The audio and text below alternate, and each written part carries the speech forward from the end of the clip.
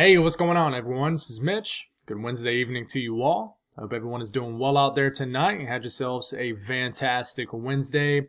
And I hope everyone has been having a great week out there so far. Here to give you some information on the weather, and I know the thumbnail does suggest that we're only going to talk about severe weather, but that is not the case. We're going to speak on other things too. The first thing we'll talk about in this video is basically the rest of this life of this system that we're dealing with right at this moment across the eastern U.S. I mean, just rain and storms from basically South Carolina all the way up to Maine, and some of this cold air is now working into Maine, where some of this is starting to change into some snow.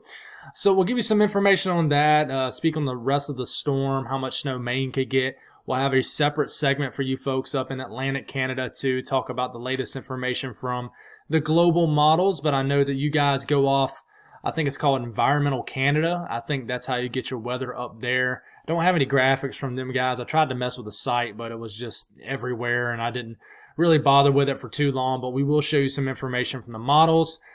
And then we'll kind of talk about the severe weather event. We'll speak on tomorrow first. For our Thursday, we'll speak on Friday, and then we'll have a separate segment for Saturday also. And then after all that, the same system that's going to create this severe weather event for 3 days, it's going to bring the potential for a pretty hefty winter storm across the interior sections of the Northeast. And then after that, the video will be done. So we'll speak on many things in this video. So if you guys have not subscribed, certainly consider doing that.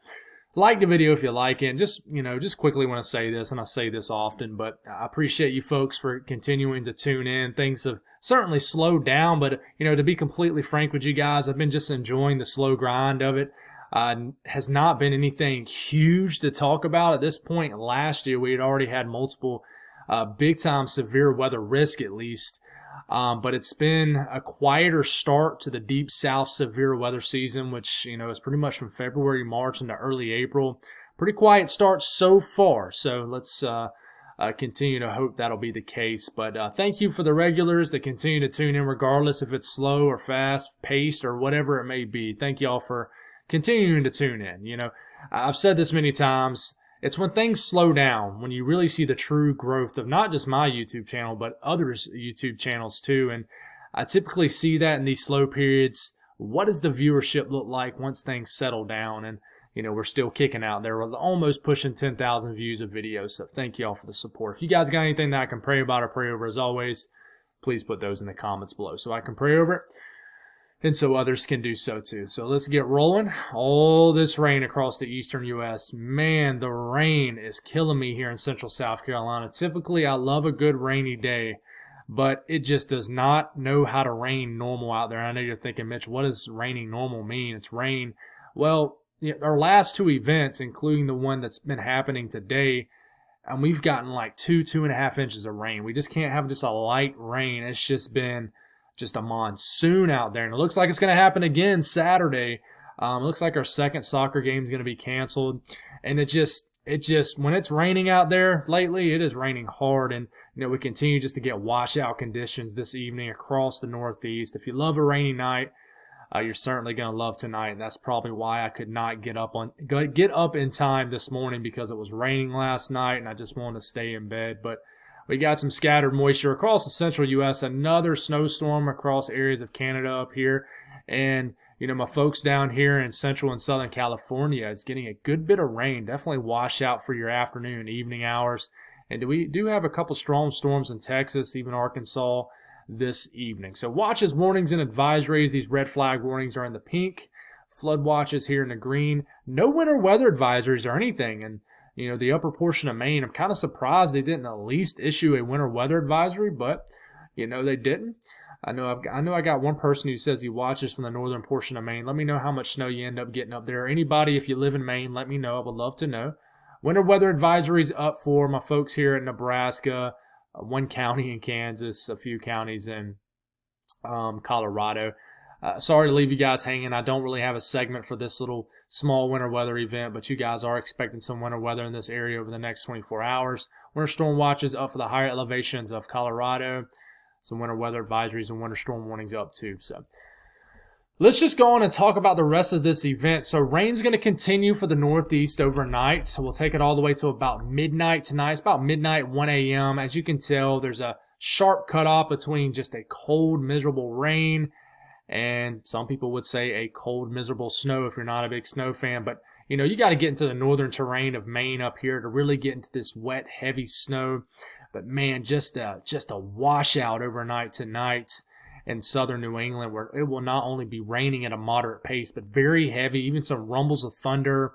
This would be a monster winter storm if you had some cold air, but you really don't unless you live up here in northern Maine. Maybe some of these higher peaks of, you know, New Hampshire, maybe Mount Washington certainly is the case. You know, could get some heavy wet snow on top of the highest peaks. But this continues, and then we're getting into the wee hours of the morning, heavy rain continuing, and then we're getting all the way into tomorrow morning, snowing pretty heavily, especially in these dark blues here, where heavy, wet snow, like in the low 30s, maybe upper 20s, is falling, and could get, you know, a few to several inches of very heavy, wet snow. And then as we are getting into, you know, tomorrow afternoon, cold air will crash down, and finally, maybe switch you guys to a period of snow tomorrow afternoon for the down east areas of Maine. Could put some slushy accumulations in certain areas, and then this will head on off and start to impact our friends here in Atlantic Canada. So, you know, snowfall between now and this event, they're only going for a few inches of snow. You know, widespread 1 to 3 inch snowfall totals in northern Maine. You know, not a big event at all. You guys don't even have winter weather advisories up for this, but it could overachieve. So let's talk about Nova Scotia, New Brunswick, Newfoundland, Prince Edward Island, Cape Breton Island, all you folks out here. So, this is going to be a high-impact winter storm because I do think we'll get a lot of ice mixing with this too. You guys give me some feedback of what you actually see from this system, because this isn't just going to be your rain to snow kind of event. You're going to have some freezing rain, ice pellets, sleet mixing with this also. So we'll start out Thursday morning. And here it is, you know, the southern coastline of New Brunswick, you know, just rain. But you go inland a couple miles, well, a couple hours, and you start to get into that pink with just freezing rain. Is there going to be this thick of a corridor of freezing rain? We're not quite sure. We'll have to watch, but heavy snow. And I think the discussion does mention this in the Environmental Canada discussion about this winter storm, that whoever's kind of north of that rain snow line is going to get your heaviest snowfall accumulations. But we'll continue to move this into, this is around Thursday afternoon, 2, 3, 4 o'clock in the afternoon. You're dealing with mostly rain for most of Nova Scotia, even Cape Breton Island, but you're starting to mix here in Prince Edward Island. You might end as some accumulating winter weather here in New Brunswick, but this thing turns into a pretty big winter storm for Newfoundland and could turn into a really big one for like southeast Newfoundland. And this continues. And this is a very long event. Like, this is a long storm, broad storm, and a long duration event is what I was trying to say. And finally, the cold air crashes down as we're getting into tomorrow evening, tomorrow night. And you see these pinks like over like Nova Scotia, Cape Breton Island, even the southeastern and eastern sections of Prince Edward Island. You know, you're starting to see freezing rain switching to some of that snow. But look at this nasty, really heavy corridor of freezing rain depicted off the European.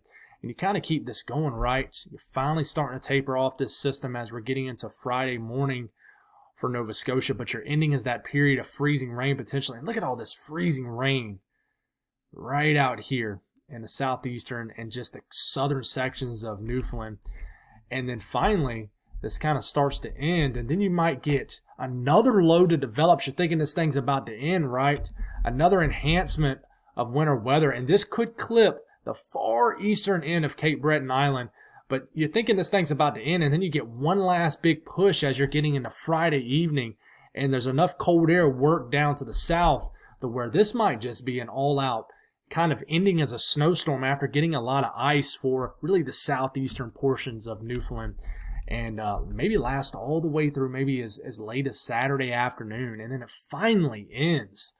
So what is that, like Thursday morning all the way to Saturday afternoon? So this is snowfall based off the European model. This is in centimeters. And like you see down here, Nova Scotia is not going to get much snow from this. It's a big wild card in Cape Breton Island, even like Prince Edward Island, right? I mean, Prince Edward Island based off the Euro, one kind of the far southeast corner of the island could get hardly no snow. And then you get into other sections, could get 10, 15 centimeters of snow. Once you get to 15 centimeters of snow, In America, that's about a half a foot of snow.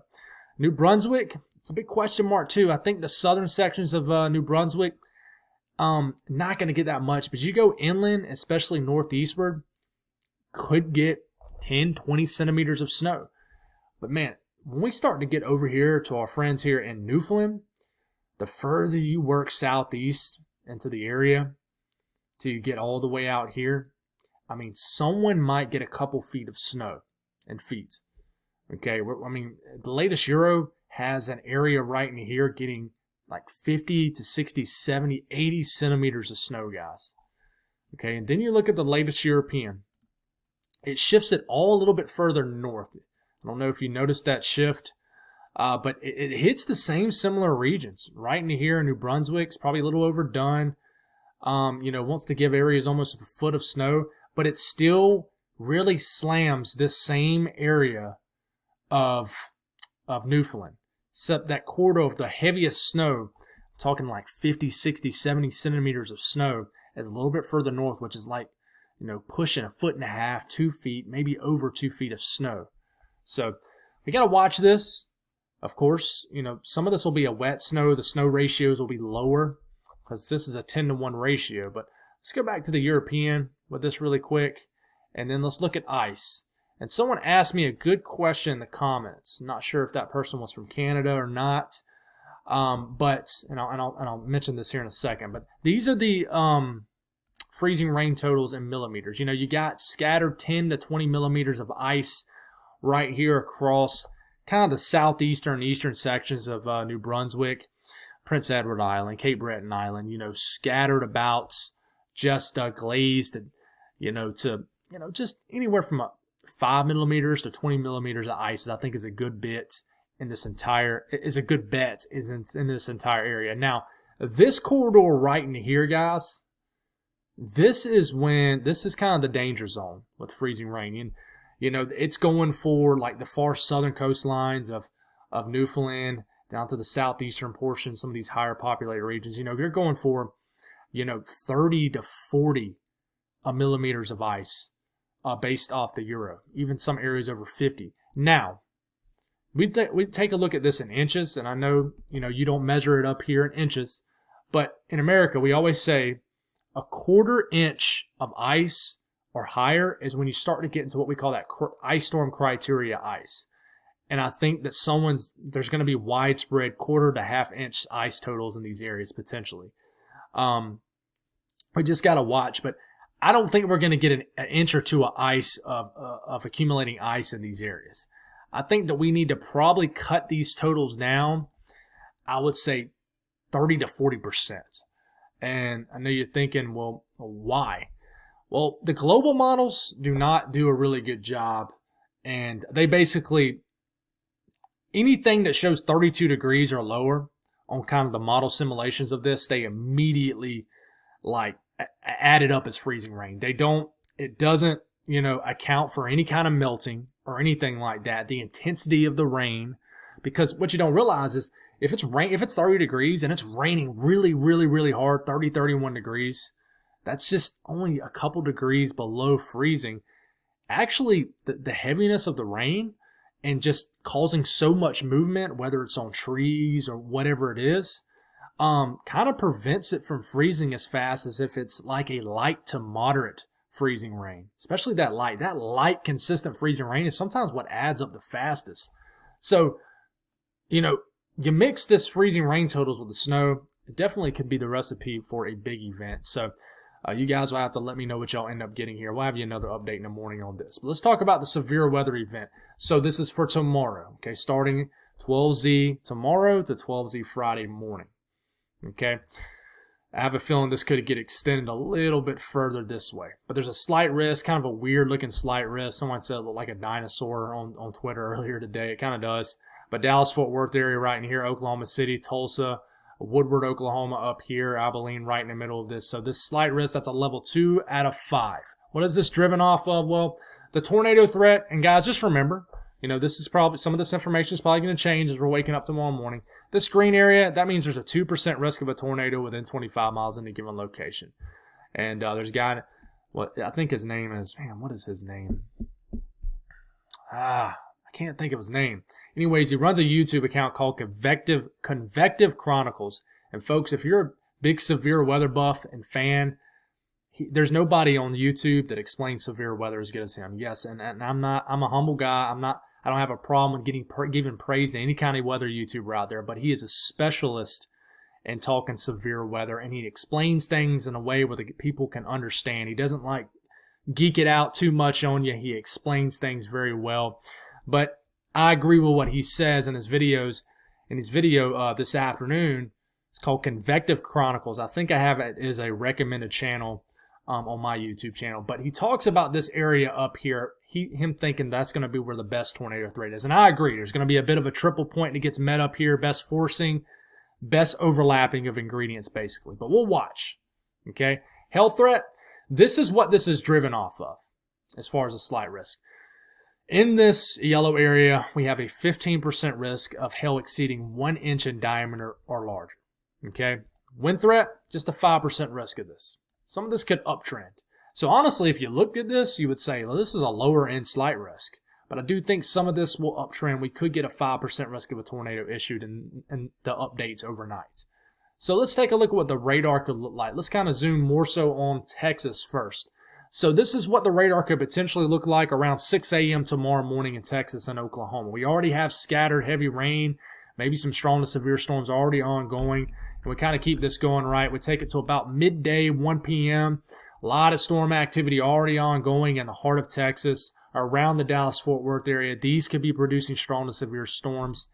But this kind of heads on off, and then we'll get some additional storms that could potentially form right into here. And then you'll see some storms fire up here too, which we'll zoom in a little bit closer on. But we got to watch these storms. There's going to be some cool, dry air aloft right close, just west of the initiation of these storms. That means that cooler and drier air will overcut the atmosphere above the surface, providing that cold air aloft, meaning hail will easily be obtained in these storms. Could have some large hail too. We'll see if we'll get a hatched risk of large hail issued. But we got to watch all these storms down here in the heart of Texas, and then this will continue to trail off. We'll get a closer look at Oklahoma in a second. But as we get to after midnight tomorrow night, this is around 1 to 2 a.m. Friday morning, look at these big storms forming in the southwestern sections of Texas. And then look how they explode, move over the Abilene area, maybe San Angelo, get some storms with this. And they really explode here. And we could have some late night, early morning hour hailers for your Friday morning.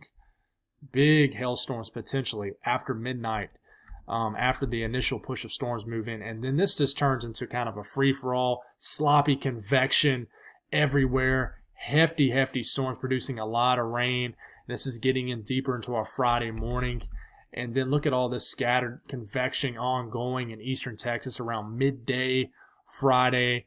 Strong to severe storms ongoing, but it's very scattered. It's everywhere. And then we need to watch this little upper level low feature too. We got storms right into here. We got snow an hour or two north of these storms. Amarillo could get a sneaky snow event from this. Even New Mexico, the panhandle of Oklahoma. We'll talk more on that when we get a little bit closer to it. Don't want to speak much on that yet. But let's go up to Oklahoma a little bit more, where I think the highest tornado threat will be. And there's those storms. This is around 8 p.m. You know, this is Woodward. This is south and east of Woodward, right into here. There's going to be a boundary into here, kind of a cutoff between more stable conditions, more unstable conditions. And I think if we're going to get a tornado threat, it's probably going to be right in here with these storms. So we need to watch out with these. They will kind of fire off, kind of drift almost kind of slowly throughout the late evening hours, and then kind of turn to like a bowing segment and kind of fly across central and northern Oklahoma, even southern sections, the southern counties right into here of Kansas as we're getting into the middle of the night, Thursday night. Watch out for these storms that kind of roll through the Tulsa area in the middle of the night. There's that snow showing up here. Pretty wild stuff. Could get very dynamic. And this could deliver a snow event. This is going to be interesting too. This is around midday Friday. Storms into here, snow right into here. We'll fine-tune that as we get closer. The updraft helicity swath really depicts what we're thinking here too. You see it right there.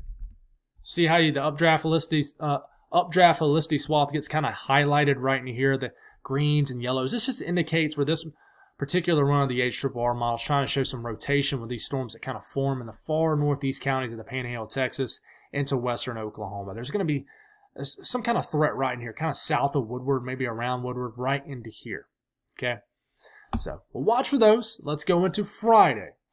Friday's a tricky event too. You know, we got a slight risk from southeast Oklahoma, eastern Texas, southwestern, southern, western sections of Arkansas, just about the entire state of Louisiana, except maybe the southern coastline of Louisiana, southern half of Mississippi, southern sections of Alabama, all the way into the panhandle of Texas. And I would say this will be more so for overnight, Friday night, and Saturday morning. Marginal risk does extend all the way into southern sections of, you know, Missouri, into western areas of Tennessee. So all we know right now is there's a 15% risk of severe weather. We'll have a new update showing more fine-tuned risk criteria areas as far as tornado, hail, and wind as we are waking up tomorrow morning. 15% risk of severe weather. So we talk about the ingredients in this, and of course we're not going to be able to be as detailed with this as a couple days out. These are dew points. We'll take a look at tropical tidbits because Pivotal Weather doesn't really have a great graphic for this entire region. So as you know, as you see, getting into tomorrow evening, still very stable conditions across the southeast. Dew points in the 50s, even some 40s. But as we're starting to get into Friday morning, it's about Friday midday. Look at these dew points creeping into the 60s and 70s based off the GFS model run. And, you know, you got these wind bars pointing directly out the south. Winds are coming from the south. And we got this rich fetch of moist air confined to just this area right in here. Very moist air. This continues. This will aid into a severe weather threat for any convection that gets going in this area as we get into Friday. And this kind of continues into Friday evening. But if you notice, guys, you know, there's a pretty big cutoff between some very moist air, dew points in like the upper 60s, low 70s, and much drier air. Even though, you know, dew points in the 50s isn't super dry, that's definitely more stable. Okay?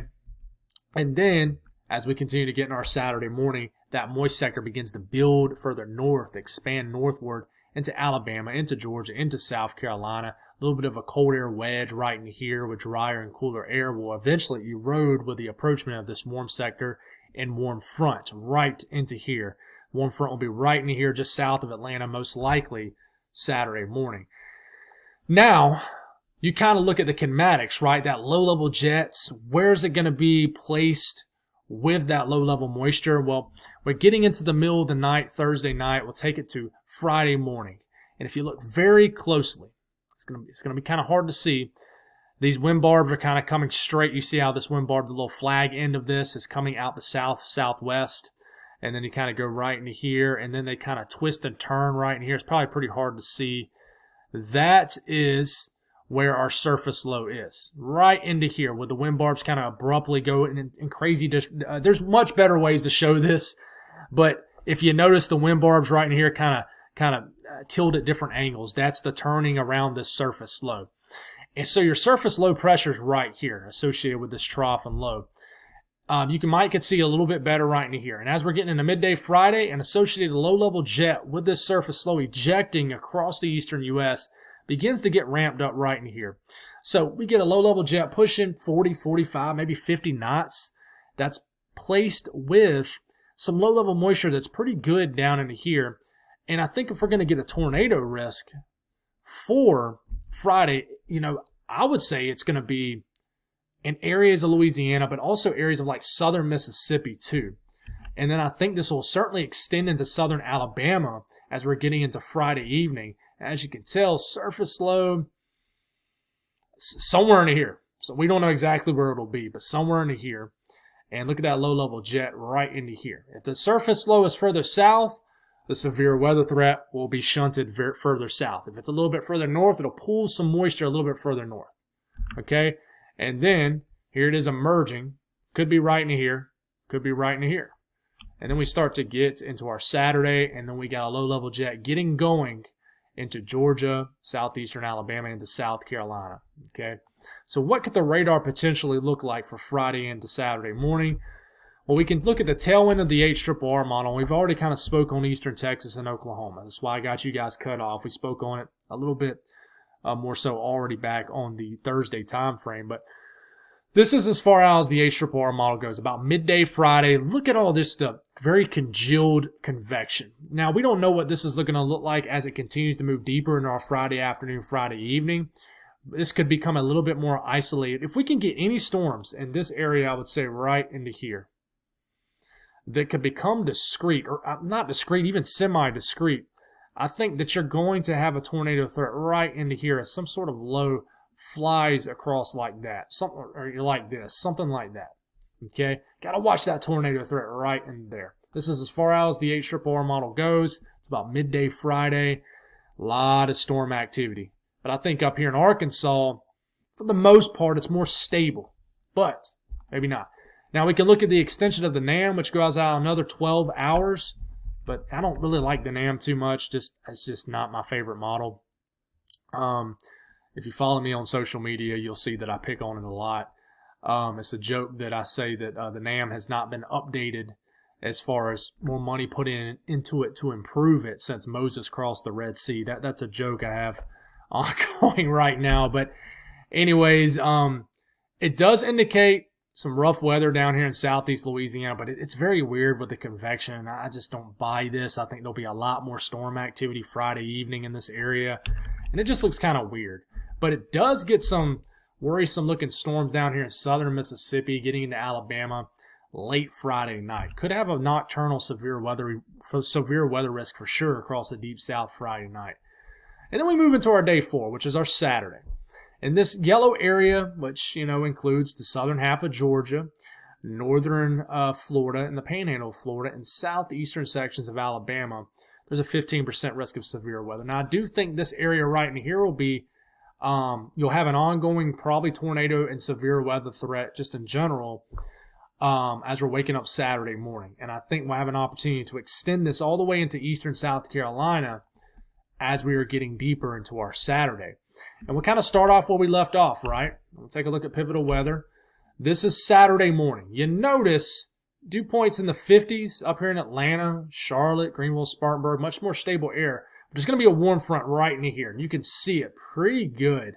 It's going to be a displacement between dew points in the 60s and from the mid to upper 60s, and dew points more so in the 50s, which is much more stable air. More unstable air in this more higher moisture level regions right in here. Better moist sector. And as we continue to get into about midday Saturday, deep moisture in South Georgia, Florida. Look at these dew points creeping into the upper 60s to low 70s in the low country of South Carolina. And I do think we watch Saturday afternoon. What's going to be your placement of all the ingredients in South Carolina? I think we do have an opportunity for this severe weather threat to extend into South Carolina as we're waking up tomorrow morning. I think we might have a slight risk all the way up into South Carolina. We'll see what.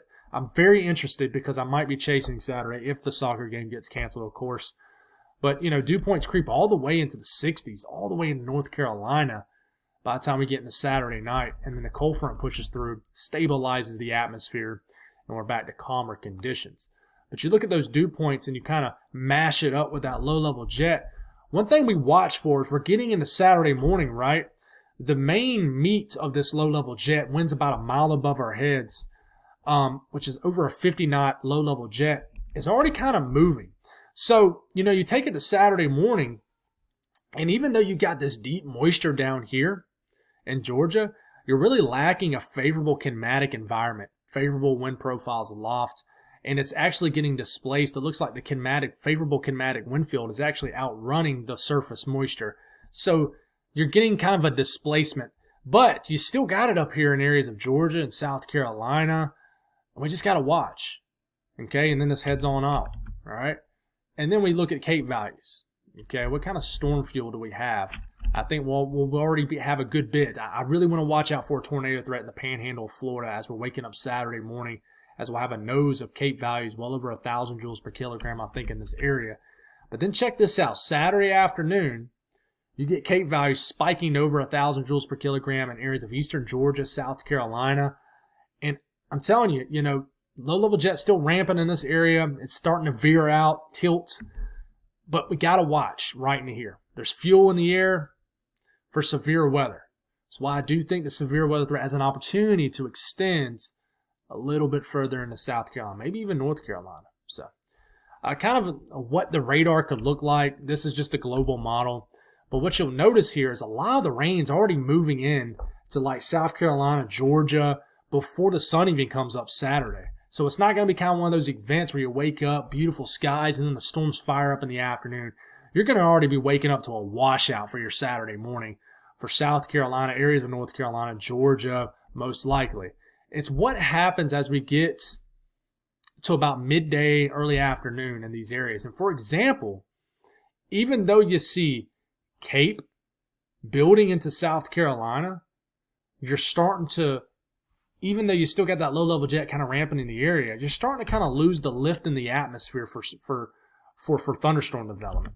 So, remember where it showed the Cape values in South Carolina kind of spiking? Well, that's because basically all the energy kind of moves on out. This gives time for the sun to actually come out sometime Saturday afternoon, and then the atmosphere begins to destabilize again. But do you have any lift in the atmosphere for any kind of storms? That's a big question. So, there's a lot of things to watch out for. I could tell you, and it's a bummer. I'm sick of these heavy rain events. But, as we start to move into the Carolinas, this is kind of the rainfall. It's still kind of accounting for what's falling right now. Here comes another big rainstorm. Here, look at all this rain. It's showing up for the deep south to southeast. 2 to 3 inches of rain from Birmingham to Atlanta to Columbia all the way up to Charlotte as we were getting into our Friday night into Saturday. So a lot of rain coming again. It just keeps on raining. I do want to briefly mention this up here for my friends up here in the Northeast. As we were getting into Saturday afternoon, Saturday evening, there's going to be enough cold air around, guys, to where some of these higher elevations, even the Catskills, the Berkshires, the Adirondacks, Green and White Mountains, could get some snow. Maybe even the higher elevations of West Virginia. And we're getting into Sunday morning, and this has a chance to be a big interior Northeast snowstorm. Heavy, wet snow. This is Sunday morning, what the radar could look like. And then we take this in the Sunday afternoon. Big snow potential for northern half of Maine. And then we get some cold air to kind of works in behind this. Maybe some snow shower activity through Sunday night, and Monday morning across the Northeast. Maybe some energy flies around. Could be a wintry weekend for certain areas. If you're looking for that one last gasp of winter weather and you live up in the Northeast, go up into the mountains. The potential is there for a big winter weather event. Wet snow, though. And this is kind of that event right here that could happen into tomorrow and the next day for Maine, really tonight into tomorrow. So don't count this, but watch what comes behind this. And in fact, let's just look at 2-day periods right here. Kind of watch what comes after this into this weekend. Here comes the 2-day. Look at the snow that adds up. Woof. Looks like a pretty big event, guys. It really does. Over a foot of snow is certainly possible for some of these interior locations right in here. Could be a big-time snowstorm for the interior New England Northeast region. It's something we need to watch. How close will this snow creep to Boston?